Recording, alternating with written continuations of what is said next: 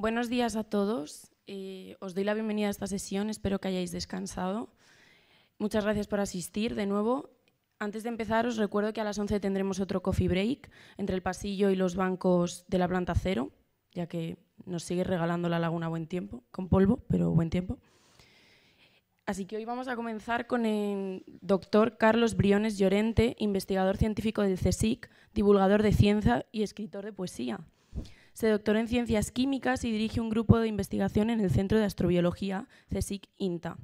Hoy él nos presenta la ponencia Astrobiología en busca de otras vidas en el universo, en la que nos hablará sobre el estudio de los comienzos de la vida en nuestro planeta y la posibilidad de que la transición entre la química y la biología haya ocurrido en otros entornos de nuestro sistema solar. Un aplauso.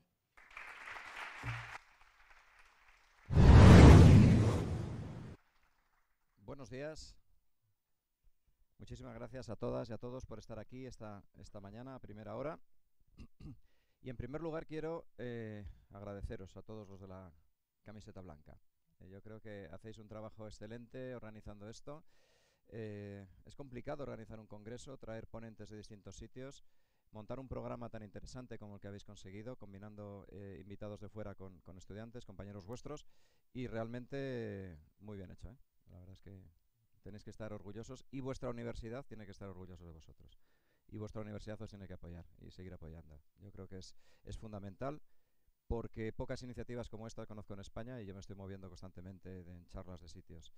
Que haya un grupo de estudiantes que dedican muchas horas a preparar un congreso con esta ilusión que lo hacéis vosotros, con este cariño, y que llevéis 16 ediciones, la verdad es que chapo, chavales. Dicho esto,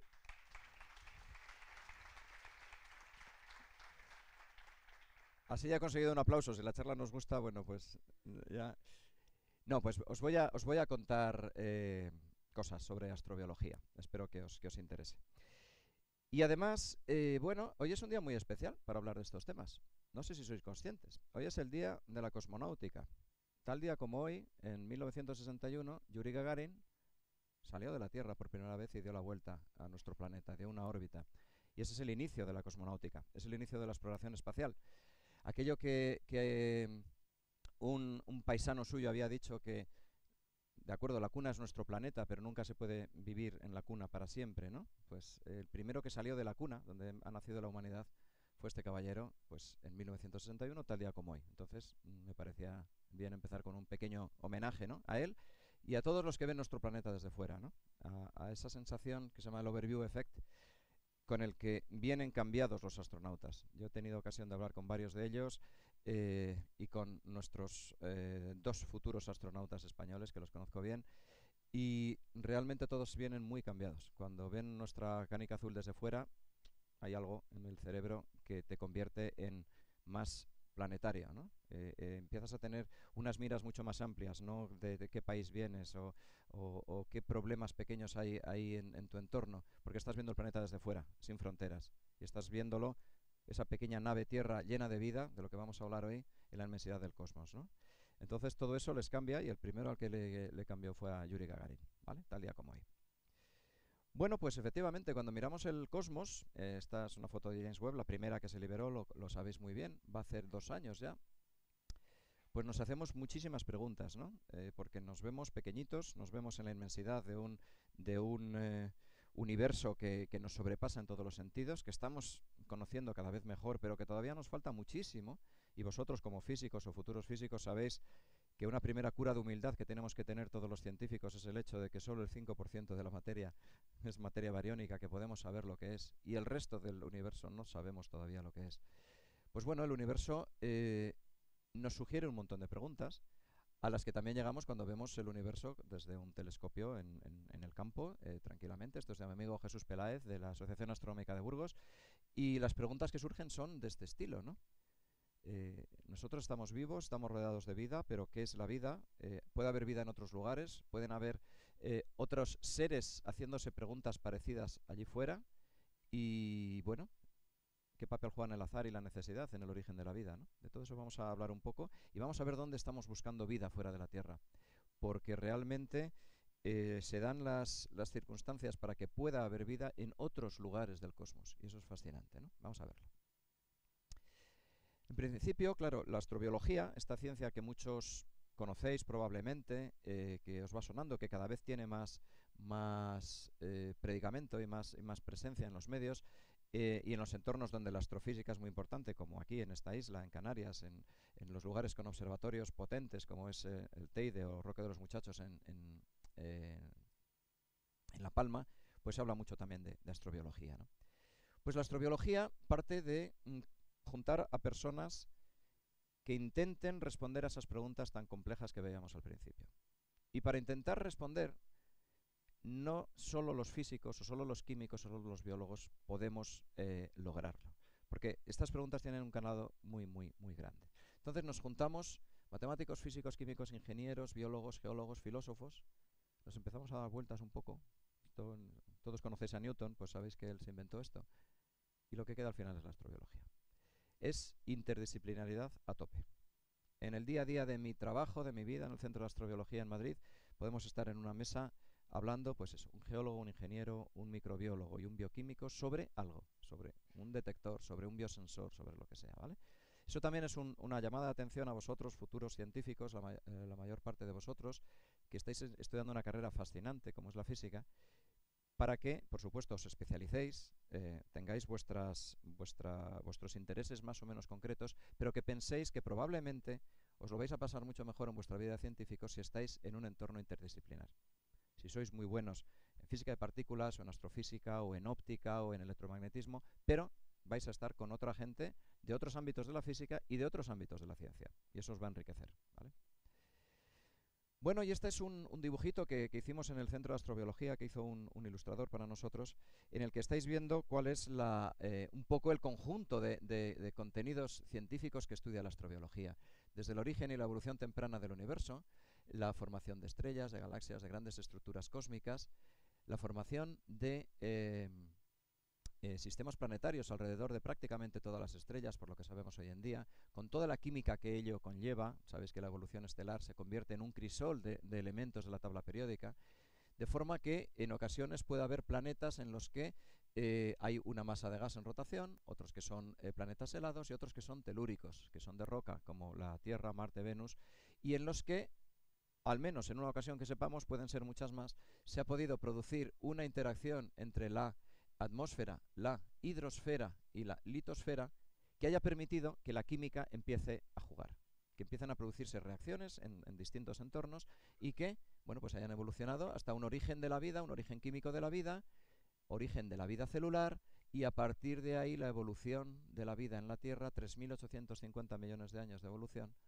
hasta llegar a la biodiversidad actual, en la que estamos todas las especies que nos rodean, desde los taginastes hasta nosotros y los microorganismos que tenemos en nuestra microbiota, nuestro aparato digestivo y la piel, etcétera, y en el que todos estamos igual de evolucionados, ¿vale? Todos los seres vivos actuales llevamos la misma trayectoria evolutiva. Lo que ocurre que nosotros, nuestra adaptación a este medio en el que vivimos ha sido desarrollar el cerebro, liberar las manos, transformar el mundo y crear tecnología. Entonces, una de las especies de nuestro planeta es capaz, por ejemplo, de construir telescopios o construir cohetes para explorar el cosmos. Entonces, todo esto es la astrobiología. Dentro de ello, el ámbito del origen de la vida está más o menos aquí, en la transición entre un mundo mineral y químico con posibilidades y con una cierta probabilidad para que existiera la vida, haya una vida organizada capaz de evolucionar. Eso lo estudiamos de dos formas, básicamente, las del pasado al presente, o bottom-up, es decir, vamos a llegar de la física a la química a la biología, con disciplinas como esas que veis ahí, y desde el presente hacia el pasado. Vamos a reconstruir la evolución, el árbol de la vida, recordáis, ¿no? Vamos hacia atrás en el árbol de la vida hasta llegar al antepasado común de todos los seres vivos. Bueno, pues este ámbito del origen de la vida os lo voy a contar con un vídeo que hemos hecho en el CSIC de 5 minutos nada más, que me parece bastante clarificador y entretenido.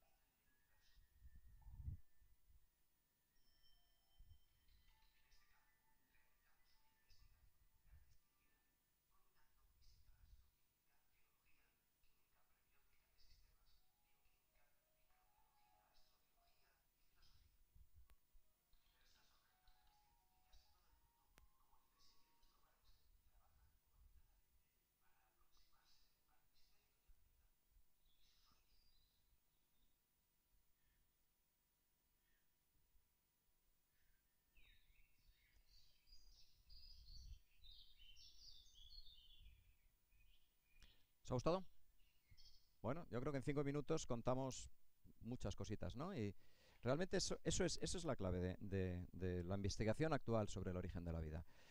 Tenemos un sistema con la potencialidad para estar vivo, para generar vida, como es nuestro planeta hace 3.850 millones de años. Pensad en otros planetas también donde puede estar ocurriendo esto, evidentemente. Y de alguna forma que aún no comprendemos bien, pero cada vez vamos poniendo más piezas en el puzzle, pues estos distintos entornos capaces de generar distintas químicas van produciendo eso que en el vídeo hemos llamado química prebiótica, ¿verdad? Esos experimentos que empezó a hacer Miller y Joan Oró y que se han ido complicando desde entonces. Y aquí tenéis, yo sé que los físicos soléis tener una relación de amor-odio con la química, soy consciente de ello, pero para que veáis lo bonita que es la química, ¿no? No os apetece aprenderos esta red de reacciones. Pues bueno, esto es un poco el resumen el resumen muy resumido del tipo de reacciones que hoy en día se utilizan en química prebiótica, ¿vale? Si os dais cuenta, partiendo de moléculas muy pequeñitas, muy simples, la cosa se va haciendo más compleja y acabamos intentando generar sistemas que tengan metabolismo, compartimento y replicación, recordad. Porque estas tres características conjuntas, cuando están en un sistema, cualquier sistema, es lo que podemos llamar vida, ¿de acuerdo? El ámbito de la definición de la vida, que es un problema fascinante, en el que un gran físico, Erwin Schrödinger, que además tenía un gato, pero eso es lo de menos, Schrödinger hizo una de las primeras definiciones de la vida en su famoso libro, ¿Qué es la vida?, ¿no? Que es el resultado de unas conferencias que había dado previamente, ¿no? Pues a partir de ahí empezaron, bueno, ya antes las había, ¿no? Pero digamos, una serie de definiciones de vida que son más o menos adecuadas al conocimiento de cada época, y en la actualidad una que nos gusta mucho es una que acuñó un bioquímico que se llama Jerry Joyce, de California. Tengo el placer de conocerle, es un tío buenísimo, y dijo: la vida es un sistema químico automantenido capaz de experimentar evolución darwiniana. ¿Os cuento? Una definición chula, ¿no? Un sistema químico, es decir, estamos hablando de vida material, no estamos hablando aquí de vida computacional, que sería otro tema, ¿no? Automantenido, tiene un metabolismo y tiene una forma de hacerse a sí mismo, y es capaz de experimentar evolución, porque cualquier ser vivo, cuando se replica, genera copias distintas de sí mismo. Lo veis por vuestros hermanos, por vuestros padres, por los que tenéis hijos, y todas esas variantes distintas del mismo, en principio, ser vivo se enfrentan a las presiones selectivas del medio, lo que nos enseñó Darwin, y así van evolucionando, ¿vale? Eso es la vida de una forma muy sintética, y daos cuenta que esa definición de vida nos valdría para cualquier vida que podamos encontrar fuera de la Tierra también. Porque aquí no estamos poniendo que tiene ADN, proteínas, no estamos poniendo nada de eso, estamos poniendo lo fundamental de los procesos de la vida, ¿vale? Eso buscamos cuando buscamos vida fuera de la Tierra.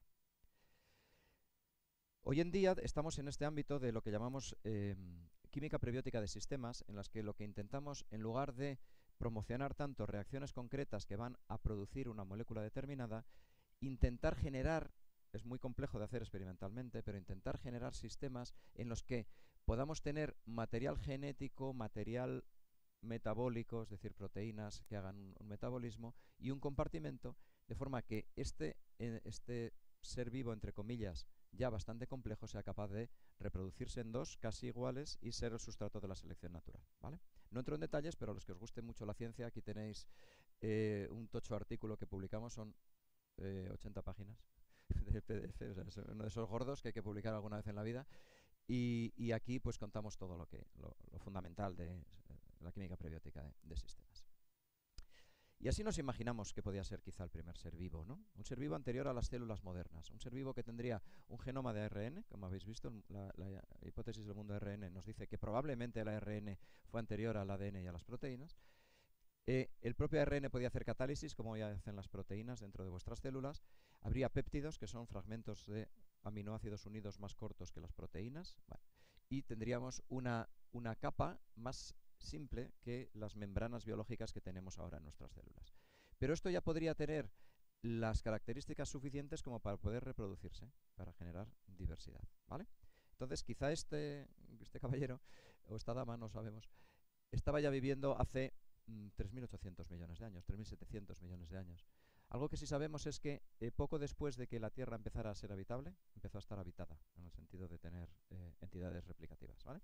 Eso también es positivo cuando buscamos vida fuera de la Tierra. Quizá en los entornos potencialmente habitables, pues hay una probabilidad alta, no sabemos cuánta, de que acaben teniendo seres vivos. Pues de alguna forma, sistemas parecidos a este fueron capaces de replicarse y ir generando el árbol por abajo de posibilidades químicas hasta llegar a ese ancestro común del que os hablábamos en el vídeo, Luca, y luego bacterias, arqueas y eucariotas, que son los 3 grandes dominios de la vida terrestre. Y a partir de ahí, una vez que ya tenemos estos dominios, pues se produce la evolución de la vida y a partir de ahí llegamos a la biodiversidad actual, ¿vale? Cientos de millones de especies distintas de bacterias y arqueas, que son microorganismos, y de eucariotas, que provienen de la unión de bacterias y arqueas y que podéis ver a simple vista. Hay eucariotas también unicelulares, como sabéis muy bien, pero los eucariotas visibles, macroscópicos, son los hongos, las plantas y los animales, ¿vale? Y los eucariotas, si os dais cuenta, en un árbol como este, que es muy reciente, del Instituto Pasteur, quedan como parte de los arqueas. Eso es una cosa curiosa. Resulta que los genes de nuestros núcleos se parecen más a los genes de las arqueas que a los de las bacterias. Bueno, los que os guste la bioquímica podréis leer de estas cosas. Total, que hoy estamos en un mundo lleno de especies maravillosas. Unas las vemos, otras necesitamos el microscopio para verlas. Algunas viven en entornos similares a los que vivimos nosotros, otros viven en lugares muy extremos por sus características físico-químicas, pH, temperatura, irradiación, salinidad. Y ese hecho de que existan microorganismos extremófilos también nos permite poder pensar que en otros lugares con características muy distintas a la Tierra puede haber otras vidas, ¿vale? Bueno, pues en nuestro planeta hay vida, ¿no? Y ahora nos toca buscarla fuera de nuestro planeta. Esta foto es de hace 4 días, una de las estupendas fotos durante el eclipse total de sol que pudieron disfrutar en México y en Estados Unidos. Pues sabemos que aquí la vida ha hecho más o menos lo que hemos estado hablando. Vamos a buscarla fuera, ¿no? Vamos a hablar de búsqueda de vida microbiana, no vamos a hablar de vida, entre comillas, superior, ni vida inteligente, ¿vale? Si queréis, sobre eso podemos hablar luego en el turno de preguntas o en los coffee breaks o cuando queramos a lo largo de la jornada. Un tema interesante que os quiero introducir es que en esa transición, digamos, química, astroquímica, química prebiótica, orígenes de la vida y ya biología, cuando ya tenemos seres vivos, se empiezan a producir moléculas que llamamos biomarcadores, que solo pueden ser resultado de la vida, que la química sola no las produciría, ¿de acuerdo? Entonces, la búsqueda de biomarcadores es lo que guía hoy en día la búsqueda de vida fuera de la Tierra. Si tú tienes moléculas muy sencillas, ahora vais a ver algunas, que la propia química puede producir, aunque las detectes fuera, eso no va a querer decir que hay vida, ¿vale? Pero si detectas proteínas, ADN, moléculas complejas, que solo los seres vivos podemos generar, diremos, caramba, en ese lugar hay vida, ¿no? En la Tierra más o menos sabemos cómo se ha podido producir esa transición, ¿no? Y a partir de aquí empezaría a haber biomarcadores. El reto es buscarlo fuera. Porque en paralelo, lo que se está viendo desde la astroquímica, un campo muy, muy cercano a lo que vais a estudiar vosotros en vuestra carrera, y que, por ejemplo, los observatorios de Tenerife y La Palma están contribuyendo mucho, pues cada vez nos está permitiendo detectar más moléculas en el cosmos, ¿vale? En nebulosas y por supuesto, en asteroides a los que se va y se analizan allí. Sabéis que hasta ahora de 4 asteroides hemos recogido muestras y los hemos traído, o en meteoritos que podemos recoger en el campo. Esto es un listado de hace 2 años, es decir, ya hay unas cuantas moléculas más, de moléculas encontradas en el medio interestelar, ¿vale? Si os dais cuenta, son relativamente pequeñas, típicamente de 2 a 10 átomos de carbono, aunque las hay algunas más grandes, y hay incluso fullerenos con 60 átomos de carbono, ¿vale? En particular, algunas de esas moléculas pequeñitas pues tienen que ver con un posible origen químico de la vida, ¿no? Con el origen del mundo RNA. No entro en detalles, pero que sepáis que muchas de estas moléculas se encuentran en el espacio. Yo tuve el placer de colaborar en un estudio con astroquímicos de mi centro, Víctor Rivilla, Izaskun, Jesús Martín Pintado. Algunos de estos nombres seguro que os suenan familiares a muchos de vosotros, en la detección muy cerca del centro galáctico. Este es el centro galáctico, pues aquí en esta nube molecular de etanolamina. Etanolamina es una molécula interesantísima porque, si os dais cuenta, tiene carbono, nitrógeno, hidrógeno y oxígeno, 4 de los 6 átomos fundamentales de la vida. Y además, bueno, pues resulta que en nuestras células es una de las cabezas polares de los fosfolípidos que hacen las membranas. A lo mejor parte de la etanolamina que todos tenemos en nuestro cuerpo vino del espacio, no lo sabemos. Bueno, pues este tipo de trabajos es un ejemplo de lo que os decía antes, interdisciplinaridad total, ¿vale? Claro, cuando vamos a los asteroides, como han hecho dos misiones japonesas y dos americanas, y tomamos moléculas, tomamos muestras de ahí, analizamos las moléculas y nos encontramos, por ejemplo, uracilo, que es un componente del ARN, y niacina, que es una vitamina que interviene en el metabolismo de todos vosotros, lo encontramos en un asteroide. Eso es una muy buena noticia, pero por otra parte está quitando a estas dos moléculas la etiqueta de posibles biomarcadores, porque ya sabemos que la química solo las produce. Es decir, aunque vayamos a Marte y encontremos vitamina B3 y uracilo, no quiere decir que hemos encontrado vida, ¿vale? Esa es un poco la lógica. Y por supuesto, como os decía, los aminoácidos y los nucleobases se han encontrado en meteoritos y por tanto no son biomarcadores. El cosmos lo produce, ¿vale? Hay que intentar buscar algo más complejo. Por supuesto, el oxígeno y el ozono tampoco son biomarcadores. Se pueden producir químicamente.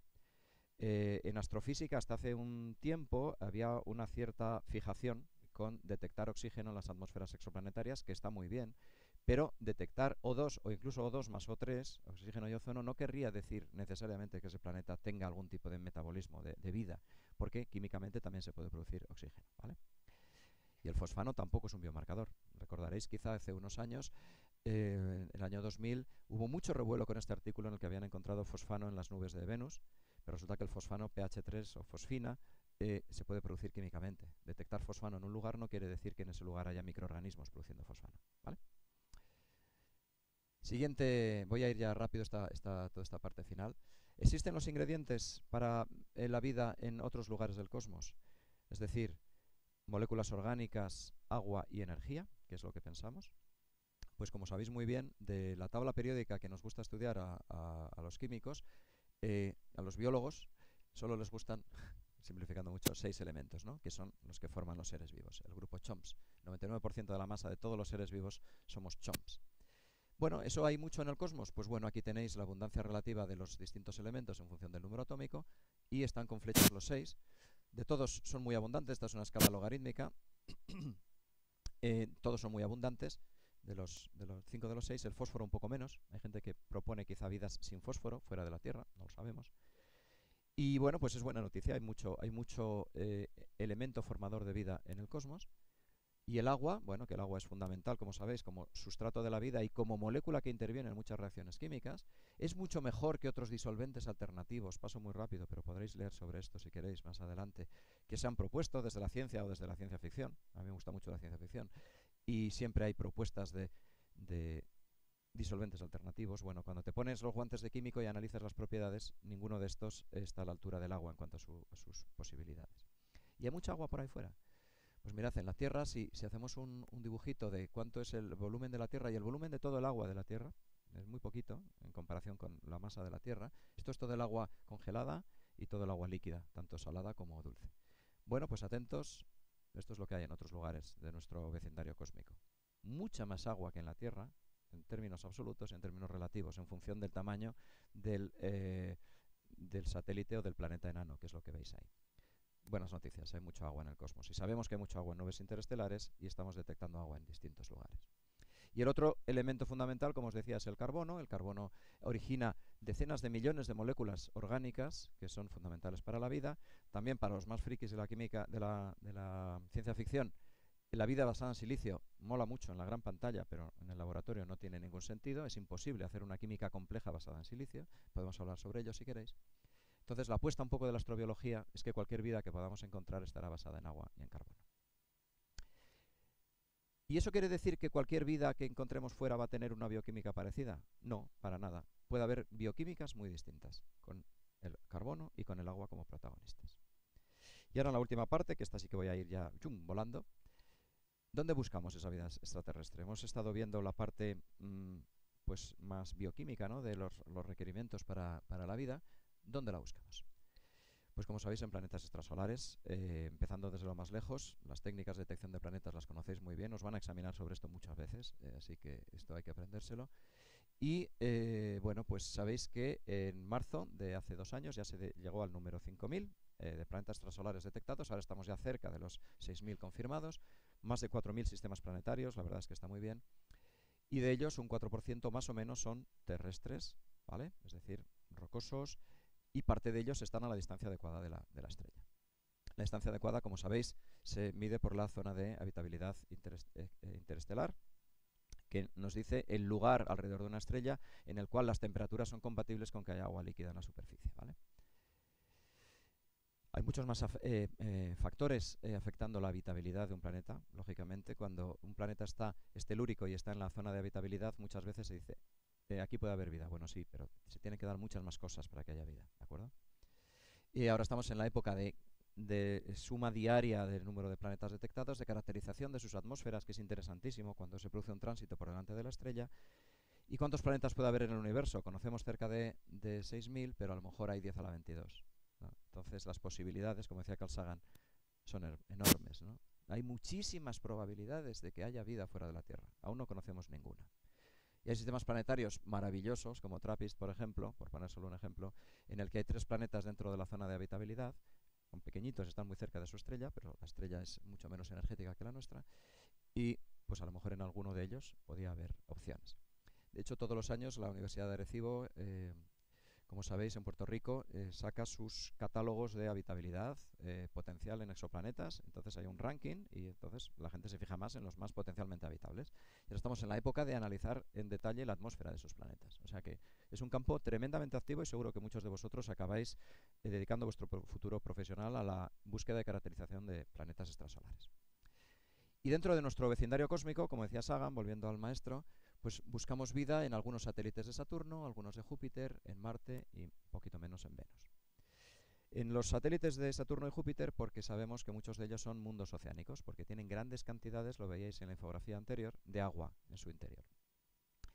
Uno de los de Saturno que más nos interesa es Titán. Titán es un mundo maravilloso, que fue explorado en profundidad por la misión Cassini-Huygens, un ejemplo de colaboración NASA-ESA. Esto es una imagen de la superficie de Titán, obtenida por infrarrojo y por radar, porque la atmósfera de Titán es totalmente opaca, está llena de nitrógeno y materia orgánica compleja que le da un tono ocre y es opaco, pero de esta forma sí que se pudo ver la superficie. Y aquí tenemos tierra sólida emergida y líquidos. Resulta que Titán es el único cuerpo fuera de la Tierra, dentro del sistema solar, que tiene líquidos en la superficie. Pero el líquido es metano líquido. Hay un ciclo equivalente al hidrológico en la Tierra, llueve metano, hay lagos, mares de metano y bueno, pues eso hace que a lo mejor haya una bioquímica distinta de la que conocemos en esos entornos.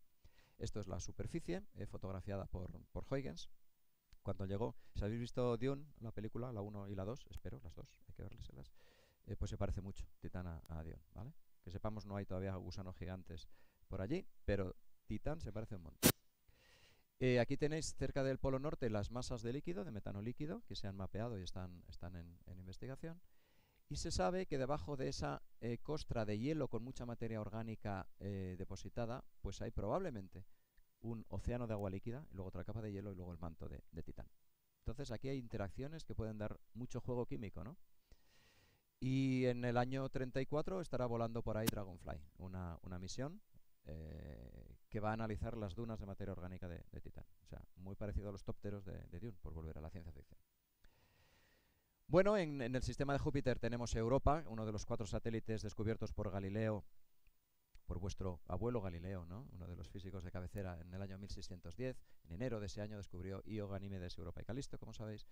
Europa, visto de cerca, es una masa de bloques de hielo que están en una especie de equilibrio dinámico constante.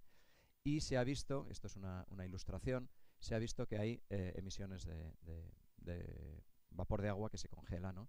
Como ocurre también en Encélado, en el sistema de Saturno.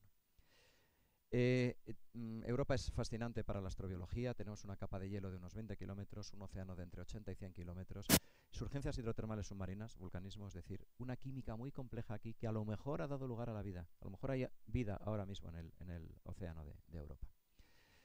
Se dan las características necesarias para que lo haya. Entonces, bueno, pues el año pasado ya salió hacia el sistema de Júpiter la misión JUICE de la Agencia Espacial Europea, y en octubre de este año, si todo va bien, va a salir Europa Clipper, que va a hacer 45 sobrevuelos muy próximos algunos a Europa. Algunos van a pasar rasantes, a 25 kilómetros de altura, y van a intentar intersectar los géiseres de vapor de agua. De esa forma se podrá analizar el agua del océano sin necesidad de perforar, si todo sale bien. Se ha conseguido en Encélado, entonces en Europa no tiene por qué no conseguirse. Y el último parada en este camino acelerado es Marte. Marte hoy lo veis así. Hoy es un desierto polvoriento a 55 grados bajo cero de temperatura, pero cuando aquí estaba empezando la vida, lo que habéis visto en el vídeo y en las primeras diapos, Marte era así, ¿vale? Prácticamente todo el hemisferio norte de Marte estaba cubierto por agua y geoquímicamente Marte se parecía mucho a Europa. Por tanto, si aquí se originó la vida, nada impide que también se originara en el planeta rojo. Y eso es lo que nos lleva a intentar buscar vida ahora mismo en el subsuelo de Marte. Si la vida surgió allí en el pasado, es posible que siga escondida de alguna forma y que si perforamos, si levantamos, como hace este ilustrador, la superficie, encontremos microorganismos. Lo que ocurrió con Marte es que su historia geológica ha sido muy distinta, no entro en detalles, pero hoy no sería posible la vida superficial. Y pues se está estudiando, lógicamente, con muchísimas misiones que han llegado desde la Mars 3 soviética, que fue la primera, todas las demás de la Agencia Espacial Norteamericana, de la NASA, y Zhurong, China, han llegado a la superficie con estaciones fijas, con rovers, y se está investigando. Por ejemplo, se ha detectado metano en Marte y esto causó mucho revuelo porque la primera vez que se detectó gas metano hubo gente que dijo eso son bacterias metanógenas, arqueas serían metanógenas, que están produciendo, es decir, hay vida, pero resulta que el metano no es un biomarcador, por eso era importante lo que os decía, y puede tener un origen químico. Entonces, detectar metano en Marte no quiere decir en absoluto detectar vida en Marte, ¿vale? Y hay misiones, las últimas que han llegado son Zhurong, China, con este bonito autorretrato que se hizo, y, por supuesto, Perseverance, de la NASA, que tiene objetivos muy ambiciosos. Estudiar si surgió la vida, caracterizar el clima, y esto lo hace con una estación medioambiental desarrollada en el Centro de Astrobiología, con colaboración de muchos otros centros, pero liderada por mi centro de investigación, estudiar la geología y preparar misiones tripuladas. Porque algún día llegará esto, ¿no? No como Matt Watney en la película, pero sí que habrá misiones tripuladas para estudiar in situ si se ha producido o no la vida. Y ya termino con una última diapo, en la que lo que quiero es una reflexión final vuestra sobre si podremos encontrar vida o no, y si en el hecho, incluso si se diera el caso de que hay muchas vidas por ahí, seremos capaces o no de detectarla. Porque un problema, y vosotros lo sabéis mucho mejor que yo, en el cosmos son las distancias. Las distancias son tiempo. Entonces, si tenemos seres vivos en un lugar muy alejado de nosotros y podemos detectar alguna señal, el tiempo transcurrido para que esa señal venga hasta aquí, puede hacer que cuando la detectemos aquella vida haya terminado o que esas señales nos las mandaron antes de que empezó la vida aquí. Es decir, quizá no estamos solos, sino lejos. Y eso es un mensaje que tenemos que llevar todos, ¿no? Y hay un cómic muy, muy bonito de James Miller, y así de breve, en el que una niña le pregunta al oráculo, ¿no? Le dice, oráculo, ¿estamos solos en el universo? Y él le responde, sí. Entonces le dice la niña, ¿entonces no hay ninguna otra vida? Y él le dice, sí, sí la hay, pero ellos también están solos. Daos cuenta, puede que no estemos solos, pero creamos que estemos solos durante toda la eternidad. Colaboradores, y muchas gracias. Gracias.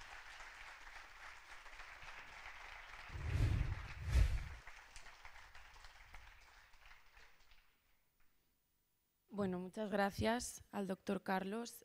Podemos abrir la ronda de preguntas. Hay muchas. Buenos días, muchas gracias por la presentación. Gracias. Quería preguntarle si saben algo, tienen alguna idea de por qué la vida busca preservarse. O sea, por qué los primeros organismos buscaban replicarse y, como por así decirlo, tenían un sentido de supervivencia, de seguir vivos. Muy buena pregunta. Esa se la hacía Schrödinger también. Porque él decía, claro, la física nos dice las leyes que rigen el comportamiento de la materia y la energía, la química nos dice lo que es termodinámica y cinéticamente posible, pero la biología consiste en un tipo de química que se autorreplica. ¿Por qué, no? Pues el por qué no lo sabemos. Pero ocurrió y funcionó muy bien. La evolución siempre hay que tener la visión un poco de que se exploran muchas posibilidades, muchas son vías muertas evolutivas. En ese árbol muy ramificado que os he puesto de uno de nuestros artículos, muchas acababan hasta llegar arriba, ¿te has dado cuenta? Pues probablemente sistemas químicos suficientemente complejos, que ya tenían compartimento, replicación y metabolismo, muchos no iban a ninguna parte, pero alguno fue capaz de hacer una copia de sí mismo, más o menos parecida. Al principio serían bastante distintas entre sí. Y aquella cosa, pues, medio funcionó, se hicieron otras copias un poquito mejor, oye, había un cambio de temperatura y esta funcionaba mejor y se quedaba esta y las otras desaparecían. Entonces pensamos una especie de proceso de tanteo y error constante que acabó pues en sistemas cada vez más robustos y ya no hay forma de quitárnoslos de encima. Es decir, cuando tienes una vida replicativa con una gran capacidad de adaptarse al medio, ya ha triunfado. Y aquí estamos. 3.700, vamos a decir, 3.700 millones de años después, nos hemos diversificado tanto, ocupamos todos los nichos posibles en este planeta, nichos ecológicos, establecemos relaciones con todos los seres que están fuera y con los seres que tenemos dentro, en nuestro caso la microbiota, y al final eso es tremendamente robusto. Pero los orígenes de esa robustez inicial son posiblemente muy tambaleantes, muy poco sólidos, y algo medio funcionó y se quedó. O sea, en biología, los orígenes de la biología, esa solidez que nos da la física y la química de leyes, fórmulas, tal, no sé qué, se desvanece. No hay, y tengo muchos colegas físicos especialistas en sistemas complejos, que seguro que muchos de vosotros también lo sois ya o lo acabaréis siendo, que están obsesionados desde hace muchos años con las ecuaciones de la biología. Claro, uno de vuestros ídolos y de los míos es Maxwell. Un tío que es capaz de en 5 ecuaciones resumir lo que hay, el electromagnetismo en ese caso. Pues ¿se podían hacer las ecuaciones de Maxwell de la biología? Es decir, unas ecuaciones que nos digan cómo funciona la biología. La respuesta es no. No, porque la biología es otra cosa. La biología es lo posible. Y la exploración y la adaptación, ¿sabes? Entonces, fíjate, tu pregunta tiene un calado tremendo. Esa misma pregunta me la hice yo cuando estudiaba. Yo estudié la carrera de química en mi época, en el precámbrico. Era 5 años la licenciatura de Ciencias Químicas, 3 años comunes y luego la especialidad. Y cuando acabé tercero de química, sabía bastante química, un poquito de física, sabéis que nos meten bastante física los químicos también, pero tenía esa misma pregunta. Es decir, vale, digamos que entiendo y que la cuántica me lo explica más o menos todo y que las interacciones, los orbitales moleculares, las relaciones, los tipos de enlace, conozco la química. ¿Por qué la química a veces se autorreplica? ¿Sabes? Esa pregunta me hice en tercero de carrera. Y por eso decidí estudiar la especialidad de bioquímica y biología molecular, para ver si la parte biológica Pero al final lo que te das cuenta es eso, que las leyes, digamos, que las hay en biología, pero son más soft, en el sentido de mutación, generación de diversidad, adaptación al medio. Eso no es reducible a un sistema de ecuaciones. No sé si te he contestado, pero bueno, al menos... Sí, más o menos, gracias. He reflexionado sobre eso. Es que la contestación es imposible. ¿Tienes detrás de ti? Hola. Muchas gracias por la charla, ha sido muy instructiva. Gracias. Dijo antes que era fan de la ciencia ficción, si no me equivoco. No sé si está familiarizado con la saga de Cixin Liu del problema de los 3 cuerpos. Le hago una pregunta que tiene que ver con eso y con lo que dijo antes de tratar el tema de la vida, no solo la vida simple, sino la vida inteligente. ¿Cree que el universo es un bosque oscuro? Gran pregunta. Eso lo dijo otro colega vuestro en 1950, Fermi, ¿no? La paradoja de Fermi. ¿Dónde están todos, no? ¿Qué pasa? ¿Qué pasa? Si hay tantas opciones para la vida, os he puesto un número horrorosamente largo de ceros, que eso no nos gusta a los científicos, pero que asusta mucho, ¿no? 10 a la 22 planetas. Eso es en el universo. En nuestro vecindario también muchos, ¿no? Lo estamos viendo. Si hay tantas opciones para la vida, si hay tantos planetas habitables, digamos, traduciendo la pregunta de Fermi al día de hoy, ¿no? Con todo lo que sabemos 70 años después de Fermi. ¿Qué pasa? O sea, ¿por qué no tenemos señales? ¿No hay más vidas inteligentes? ¿Estamos desfasados en el tiempo? Un poco lo que decía al final. ¿O es que no se puede producir vida inteligente?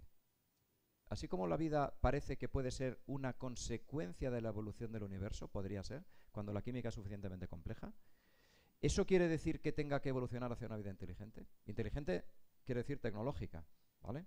Sabéis que la definición de inteligencia para un radioastrónomo es un ser capaz de construir un radiotelescopio. Ya está.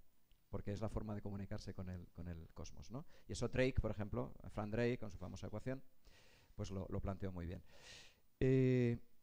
Fijaos, yo, por la parte, digamos, bio, diría que es altamente improbable que en otro lugar se haya producido una evolución paralela a la nuestra, que haya generado seres con capacidad de desarrollar tecnología, porque lo que ha pasado a lo largo de la evolución es tan azaroso, Igual el origen de la vida, como digo, era más necesidad que azar, volviendo a Demócrito, si queréis iros muy para atrás.